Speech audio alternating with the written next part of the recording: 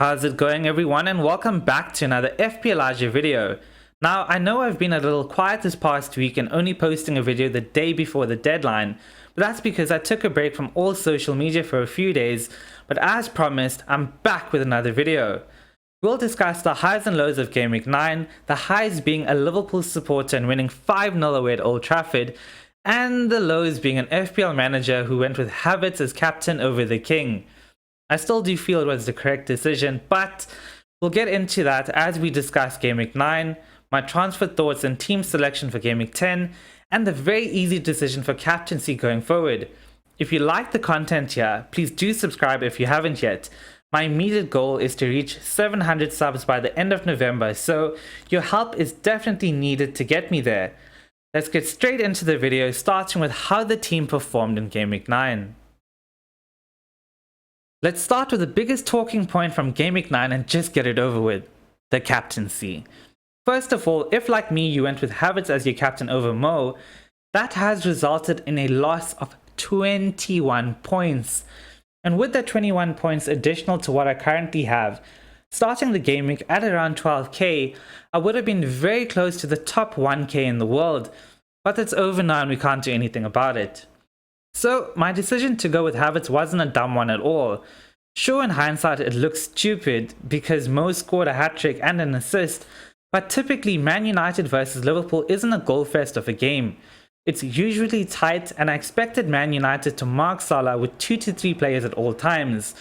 But I was wrong and Mo ran the show. Now let's talk about Havertz. Was that decision wrong to go with him as my captain? No. In my opinion, it wasn't at all. I predicted Chelsea to dominate Norwich and that was exactly what happened. Chelsea won 7-0 and Havertz, being a midfielder in FPL, played out of position as a striker. If you told me the score would have been 7-0 in that game before the deadline, I probably would have even triple captain Havertz. Going for captaincy on Havertz was the correct decision with a very shitty outcome. I read this mad stat actually that out of the 11 players that started the game for Chelsea, 10 of them either scored, assisted, or kept a clean sheet, with only one player blanking, which was Havertz. Freaking frustrating and disappointing, but that's football and that's how FPL is sometimes. With the Friday deadline in Gameweek 9, a lot of FPL managers missed the deadline thinking it was on Saturday and got quite lucky as their captaincy was left on Mo from the previous game week. I need that sort of luck in FPL, but I'm just too obsessed with the game to miss a deadline. I haven't missed a single deadline in my entire FPL history in 6 seasons now. But yeah, anyway, 21 points was the loss from captaincy, and now we can only look forward. The rest of the team definitely made up for me not going with Mo as my captain, as they all performed quite well and ensured that my red arrow wasn't as huge as it could have been. Ramsdale with 3 points in goal, and in defense, Cancelo and Man City conceding a goal against Brighton quite late on, which meant just 1 point after his yellow card. Trent doing what Trent does with an assist and a clean sheet, and Ben Chilwell scoring game after game as if he was Chelsea's main striker. I have him for 2 game weeks now, and he scored in both games. He definitely will not be leaving my starting 11 anytime soon. In midfield, with Christensen missing out, Smith Rowe came in luckily for me with a goal and an assist. You all know what Mo and Havertz did, but let me say this again. Mo Salah, the king, is the best player in the world currently. What he's doing is insane, and as FPL managers, we're quite lucky to have someone that could just be our permanent captain going forward. And to round off the midfield, my nemesis from last season, Gundogan, came through with a goal for me. Up top, Antonio as usual scored a goal, but the surprise was Vardy going off after the first half due to a minor injury which happened before the game. And the most frustrating FPL asset that I picked on the wildcard was Adam Armstrong, who came on in injury time for just 1 minute to block Livramento coming into my team after he scored a goal.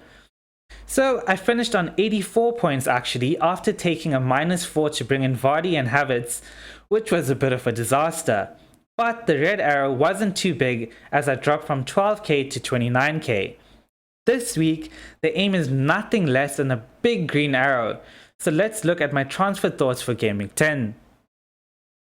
With Gundogan playing a full 90 for Man City during the League Cup and Adam Armstrong being a useless FPL asset, I'm looking at one of these three targets for Gameweek 10. In midfield, Foden, who seems to be Man City's best player, and Diogo Jota, who I didn't expect to even start against Man United, but he did and scored. To replace Armstrong, I'll be looking at Ivan Toney, who has quite brilliant fixtures coming up, with Burnley, Norwich and Newcastle in the next three. So let's start with the whole Gundo issue. Gundogan is definitely one of Pep's favourite players in that City squad, but I do have my doubts after he played the entire game against West Ham during the midweek fixture. Foden is a great option, but I hate making a sideways move in FPL. Foden came on and missed a penalty. With Crystal Palace next and Man United thereafter, should I be looking at Foden? City will want to replicate what Liverpool did to Man United, but I suspect that Man United will be a bit better defensively and put up a stronger fight. Then there's Jota. Jota could very well start again this game week, as he didn't feature for Liverpool at all during the League Cup. This is the type of game where Klopp could go with a front four of Salah, Mane, Firmino and Jota. So we have some options there for Gundo, but maybe just keeping him is a great option. Being a Pep favourite could see him start again, and if he doesn't feature, I do have bench cover. Now let's chat about Armstrong. I'm quite baffled how someone goes from being the main striker to a third or fourth option. Roger, who's the flavour of the week in the FPL community, is now ruled out of Gameweek 10. But does that even mean that Armstrong definitely starts? I don't know, to be honest. You've still got Che Adams and Redmond who could come in. But just like Gundo, I have bench cover if Armstrong doesn't play. The only annoying thing is if he comes on for 1 point. But with the game being against Watford, I'm tempted to start him one last time before moving him on. In this present moment, I think I'm likely to save a transfer and go into Gameweek 11 with 2 free transfers available. Having 2 transfers available is always a bonus and something that I could use if Son looks good this game week. I'd look to target him for Gameweek 12 onwards, but for now, in this present moment with no transfers, this is how I will likely line up in Gameweek 10. In goal, I've gone for Ramsdale over Foster. In defense, a back 3 of Trent, Cancelo and Chilwell with all amazing fixtures. In midfield, Smith Rowe, the King Mo Salah, Havertz and Gundogan. And let's be honest, we're not going to make that mistake again with captaincy. Let's just stick it on Mo and just not regret anything. Up top, Antonio, Vardy, who's now confirmed fit and loves playing against Arsenal. And then there's Armstrong, who I'm still 50-50 on whether to start him or have him on the bench. On my bench, I have Christensen, who's back in training and should be confirmed fit today by Tuchel, Livramento yet again, and Douglas Luiz. My formation could very well change, and I could start Christensen in place of Armstrong. But it's something I'll think about today, and then confirm my team selection tomorrow on deadline day. If you're subscribed and have your notifications on, you'll see my squad as soon as I post it on YouTube. Let me know your thoughts on the video and if you need any advice on your own teams in the comment section below. Give the video a like if you enjoyed it. Good luck for Gameweek 10 everyone, and remember to FPL responsibly.